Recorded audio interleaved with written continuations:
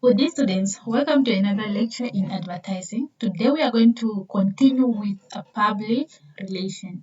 Remember, this is a chapter that we have started discussing already. So we are just going to continue with the chapter. So let's look at today's learning outcomes. So in our previous lesson, we have discussed or we have defined public relation. We have also identified the functions of public relation as well as the advantages and disadvantages of public relation. So today's learning outcome is we are going to look at potential problems of public relation. We are also going to look at public relations tools as well as the process of public relation and the difference between public relation and advertising. Right, so let's look at the potential problems of public relation. So we are saying that um, there is a potential for incomplete communication process. Since mostly the company does not have the control over the communication and so forth. So let's say it's a press release and the publishers or the media do not have enough information and so on. So sometimes there's a potential for incomplete or inefficient communication process. And the second one we are talking of receiver not making connection to the source, right? So if the receiver of the message did not make a connection, did not verify the information to the source, or they don't have, they are not on the same page, again, it causes potential problems. Lack of coordination with the marketing department.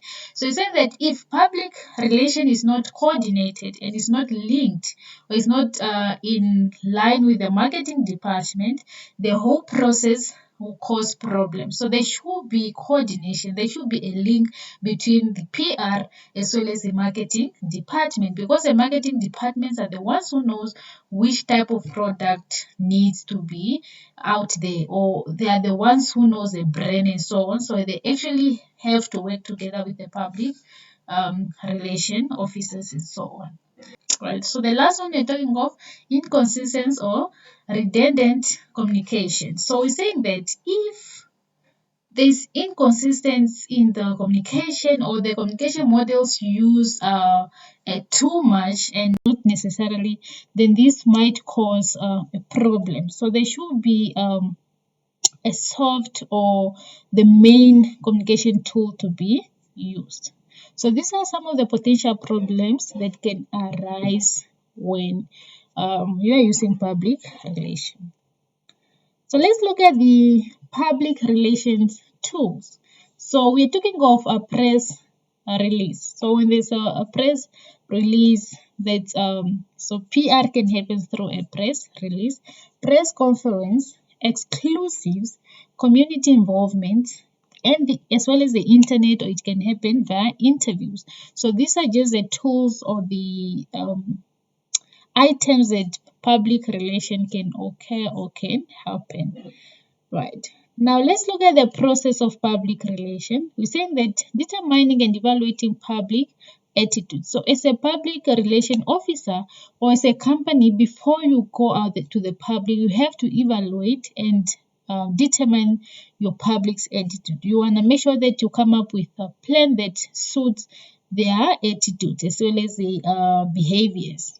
The second one is establishing a PR plan. So as we all know that everything needs to be planned. So with PR also, you need a plan. You need an establishing, you need to establish the plan. You need something to lean on. You need something to guide you. That's why you need a PR plan on how you are going to take the public relation process. Then the next one is developing and executing the PR program. So now after you have established the PR plan, now you can develop and you can use or execute your your public relation program. So you can go out there, do a press release, you can go out there, conduct an interview and so on, whatever tool that you want to use. Then the last part is measuring the program effectiveness. So at the end of the day, you want to make sure that the program is effective or not. You want to make sure that PR was effective or not, because at the end of the day, you want to either keep using it or not. So you need to measure the effectiveness. How successful or unsuccessful was the program, right? Now let's look at the difference between PR and advertising. So we are going to look at the objective, the effect on the public, the message control, and the credibility. So let's look at the objective. So you're saying that the purpose of PR is to create a positive publicity and a positive image of the company and maintain a good reputation. So there's a main objective of PR, which is actually different from advertising. Advertising, are saying that it seeks to help an organization to increase sales, product awareness. So if you look at these two objectives, they are totally different, although they are related, right? Now let's look at the effect on the public. So what does PR and advertising have, or how do they affect the public?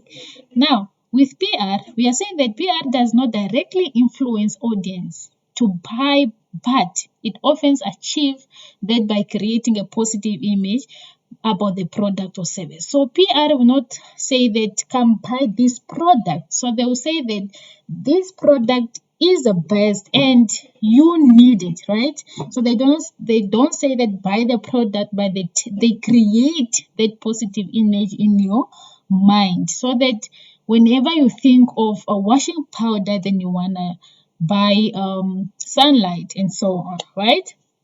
Then with advertising, we are saying that advertising directly influences people or persuade them to buy certain products and services. So with advertising, you come up with an advert that you're able to persuade someone to buy.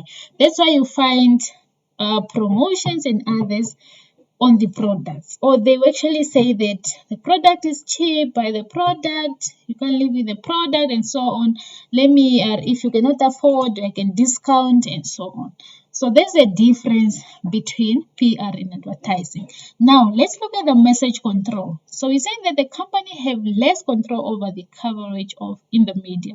So with PR, the company does not have control. They don't know what's happening out there. You send your press release, you don't know whether it's changed or not. So you do not have actually control, or you have less control over the media or the message. Now, in advertising, we are saying that a company have control over the content of your advertising, including when it will be seen in the media and so on. So with advertising, you come up with your advert. You are the one who is going to create it, what you want to include in the advertisement, when do you want to post it, how do you want it to look, and so on. So that's again the difference. So advertising, you have control. PR, you don't have control, or you have less control. But let's look at the credibility. So with PR, we are saying that PR provides information and network stories to a journalist so that they can write an article about the product or business. So that makes it more credible. And with advertising has or have less credibility than the coverage gained by PR. This is because with PR, it's easily to be trusted or to be with, because in your as a consumer, as a customer, you feel like, okay, they are not advertising, but they're actually talking about this product or this brand which will benefit me. So in the end of the day, you feel like, okay, this might be the right product or the right business. But with advertising, they're coming to you, and sometimes as a consumer, you might just think that they just want to make money, they just want to sell, but they don't care about how good the product is and so forth. So with PR, the credibility is high, and with advertising, there's less credibility. Right, so guys, so this will take us to the end of the lesson today. If you have any question, do not hesitate to contact me. I'll see you guys in our next lesson.